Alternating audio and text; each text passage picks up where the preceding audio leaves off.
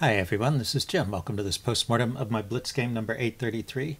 My opponent started off with e4 and I wanted to play the French defense this time. I go e6, goes d4, go d5, and he goes e takes d5, the exchange variation. You can see that's one of the respectable alternatives at this point. It's thought to lead to kind of an even position, but actually in my experience white has some kind of edge just from having the first move and being quicker on the e-file. So it's not a bad way to play for white and avoids some of the complicated theory of the other lines. But if black knows what he's doing, he can equalize from this position. So that's why it's not too popular at the top levels. Let's see. So the normal moves to continue here are knight f3 and bishop to d3. Just those are good posts for those pieces. And black develops symmetrically. So you get this kind of configuration. My opponent went with the somewhat rare move, knight to c3. Yeah, it's funny. You can see that in this position, there's only 7 games in the database, but after he's played it, there's like 300 games in the database. So I suppose this position must be reachable from some other move order. I'm not quite sure what that move order is. Anyway, looks like bishop b4 is one way to play. I was still thinking playing in traditional exchange line, so I just went with knight f6, which is also a decent move as well. Everything seems fine so far. Let's see, he continued with knight f3, which is the main move, and then I went c6. So c6 is being a little bit too cautious. I could just continue with bishop d6. That's the main move here. What I worry about 2 things in this position, and I checked them out with the chess engine. You know, one thing I worry about is what if he goes knight b5? And it looks like in this position it's okay just to castle and let white grab the bishop pair. And if you look at this position, it seems like white has given up a pretty big lead in development in exchange for the bishop pair. So I've gotten castled. I've got 2 pieces out. He's only got 1 piece out and he hasn't castled. Now it is white's turn to move here, but considering that white usually starts with the advantage of white does start with the advantage of a move.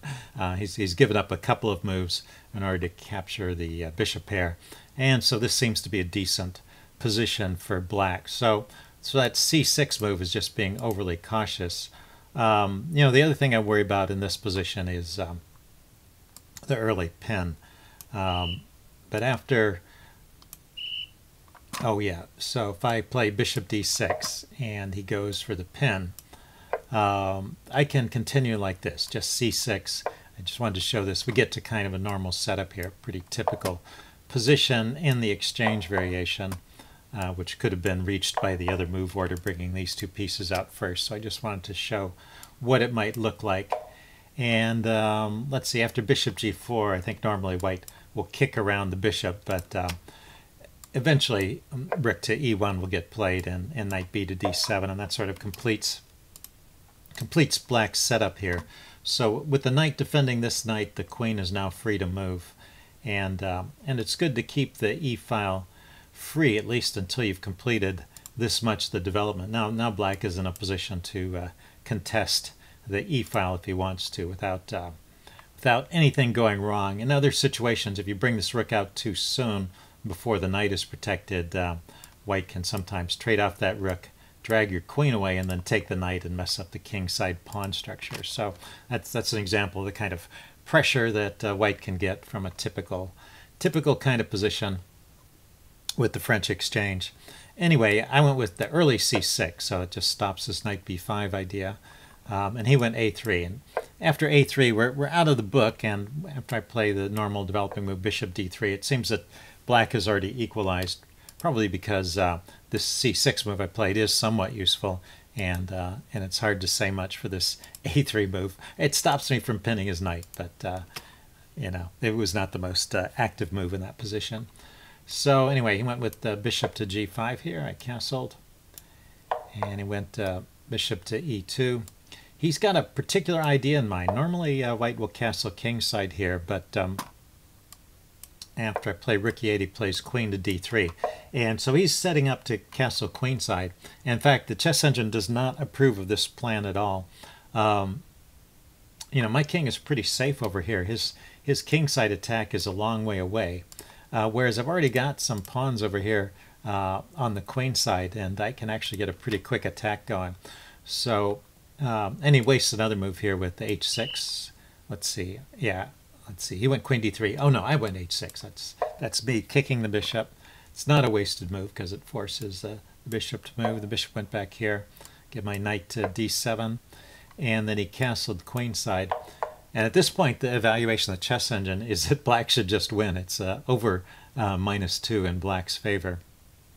And the kind of continuation the chess engine wants to go for, here's an example. It goes with the a5, say, then it wants white to put the rook on the d file to try and arrange put the rook from the d file to the e file, try and arrange a trade, and then b5. And then it actually has the bishop coming back here and exchanging this way.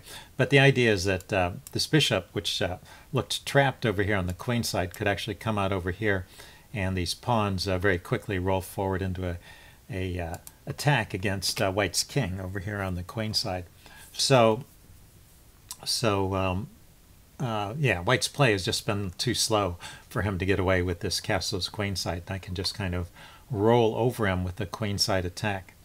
So that's pretty interesting. The move I played after he castled also keeps a pretty big advantage for black. So I'm not going to criticize this move too much. I generally prefer to get center play going if I can, but it seems like the direct attack on the king is even faster. Let's see. I go knight e4. He went bishop to e3. Bring the other knight in. So I've got a nice solid knight here.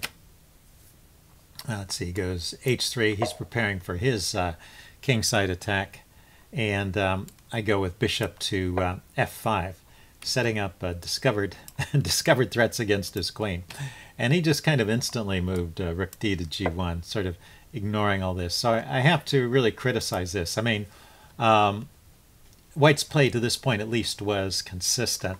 It's not the best plan according to the chess engine. It's because my attack over here is slower than his attack over here. So, and even if I'm playing in the center, his attack is still not going to get going. But you know, it's the kind of thing you learn with experience. But this kind of move, I think I can fairly criticize, because this bishop move here was setting up obvious tactical threats, and you need to evaluate those threats before you just make any kind of random attacking move.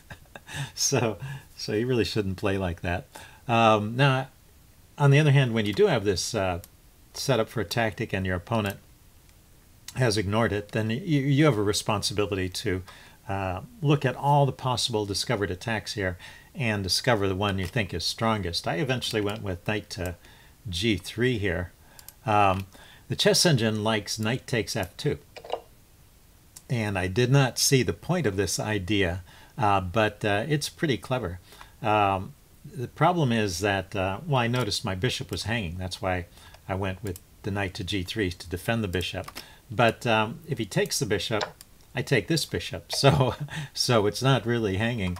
And his rook, I'm still winning the exchange in the corner. Plus I've grabbed a pawn here compared to the other line. So it's at least one pawn better than the other line.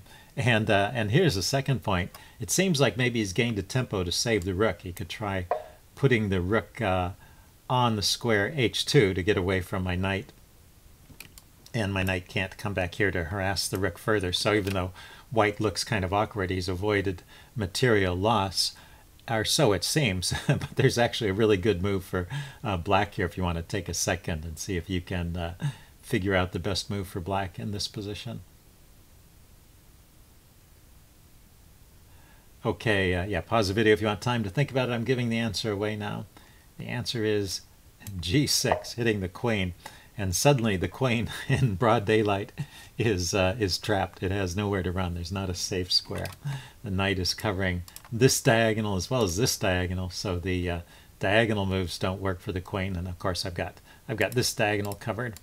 And then up and down and right and left, you'll see that I've got all of those squares covered as well between my bishop and the pawns here.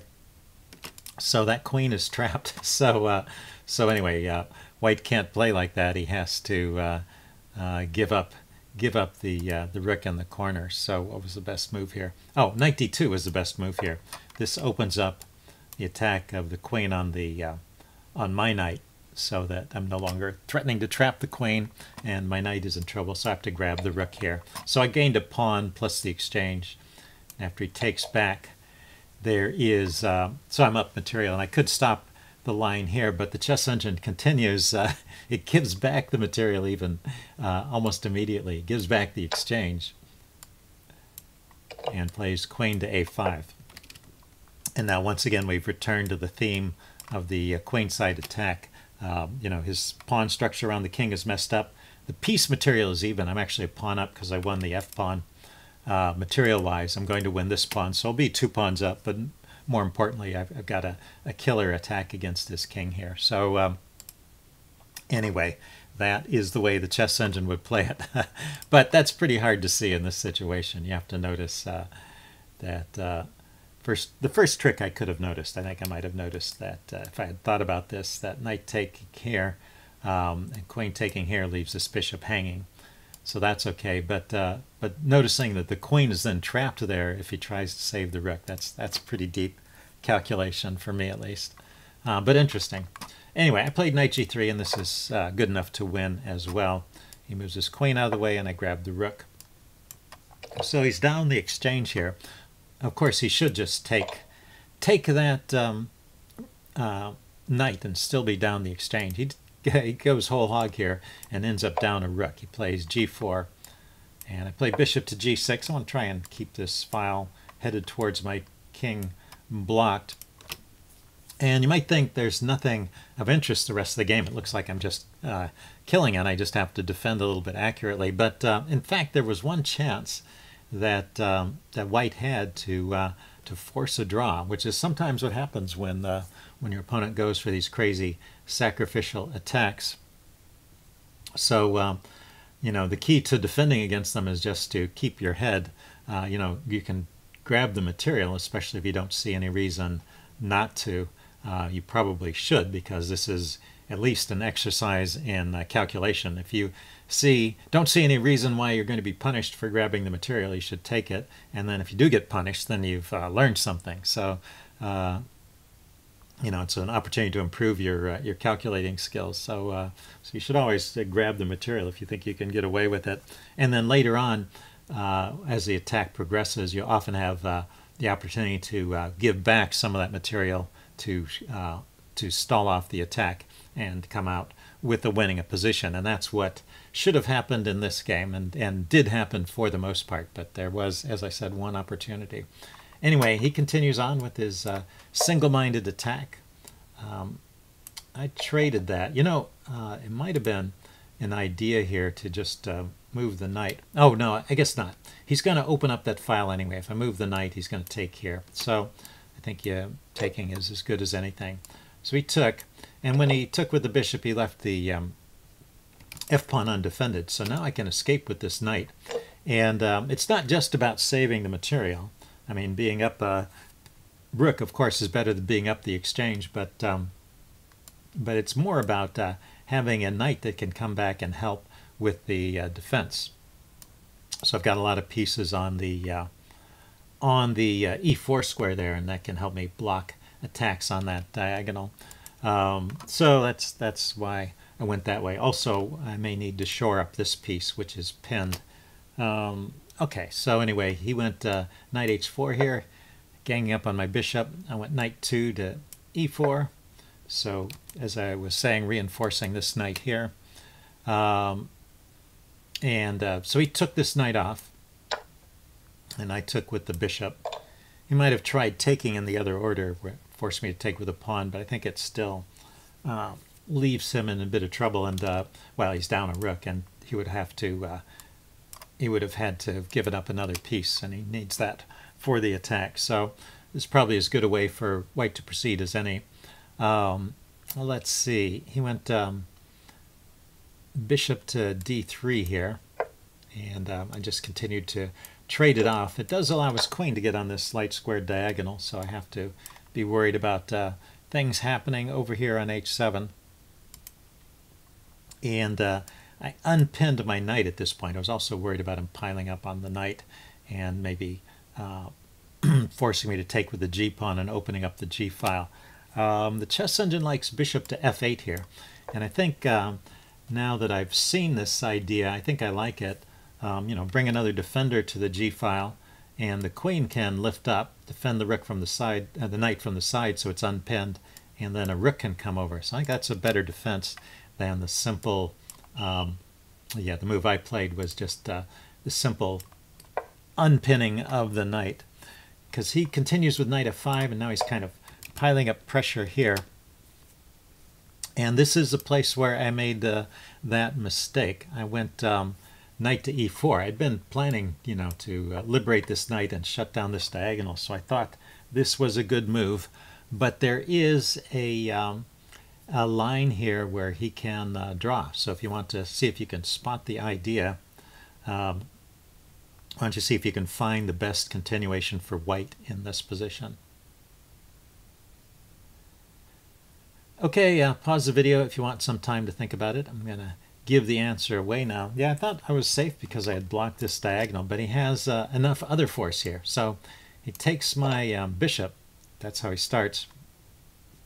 And it's hitting my queen. My queen can't take that because the knight's defending it.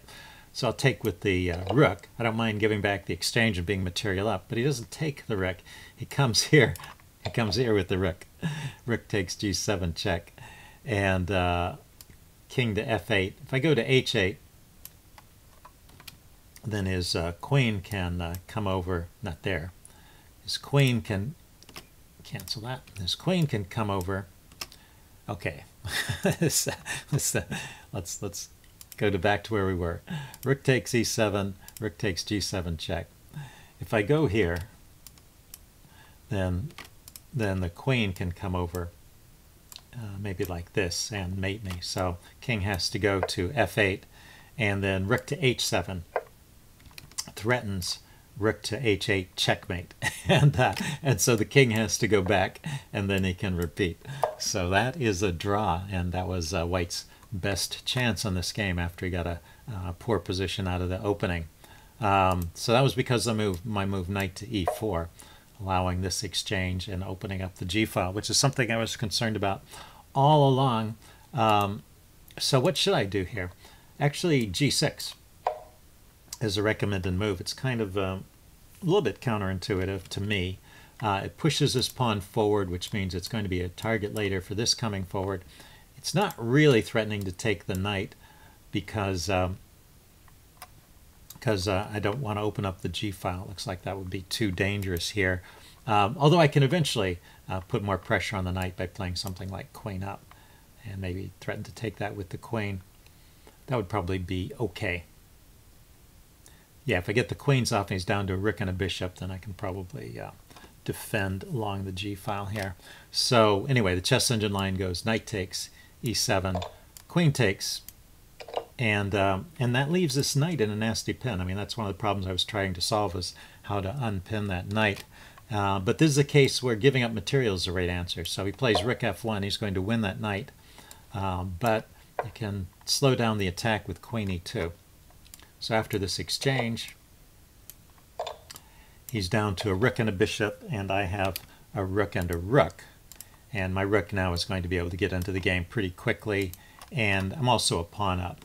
And so as long as there's no immediate mate here, and I don't see it, and the chess engine doesn't see it, so this is the winning continuation, the way to play that doesn't allow White any drawing tricks. But anyway, I didn't see that. I played knight to e4, and he just grabbed my bishop with his knight instead of going for that other line. And so after this, I'm winning once again. Oh, he went knight takes g7. That's true. He didn't just grab the bishop. He tried for one more trick here. And, well, this is kind of nice. If I were to immediately take the knight, he has bishop takes e7 with a discovered check. And in fact, this also leads to a mate because the bishop is guarding these squares. The knight can't go anywhere. Well, I mean, the knight can go there, but it just gets taken. And if the king goes over here to the h-file, the queen comes in. Let's see, I can. This was the longest way for black to survive according to the chess end, and so he's not even taking my queen. I try to bring my queen up here to defend, but he takes here, and there's going to be a forced mate here and a couple of moves. So so anyway, at least I was alert enough not to take that knight, but bishop takes g5 here with check is a good move. It actually blocks the g-file because the bishop is defended by both the queen and the knight, so stops his attacks along the g-file. See, he moved his king. Now it's safe for me to grab this knight, and he can win a piece back, but I have so much material here that at this point he resigned. Yeah, I've got a rook and a knight extra, and his attack is not going through. I can bring this rook over to defend the h-file, so he's not going to be quick enough coordinating his queen and his rook on h7, for example. So he resigned at this point. So it was a fun game. I hope you guys enjoyed this and maybe learned a thing or two about defending against these unsound attacks. And I will see you again soon.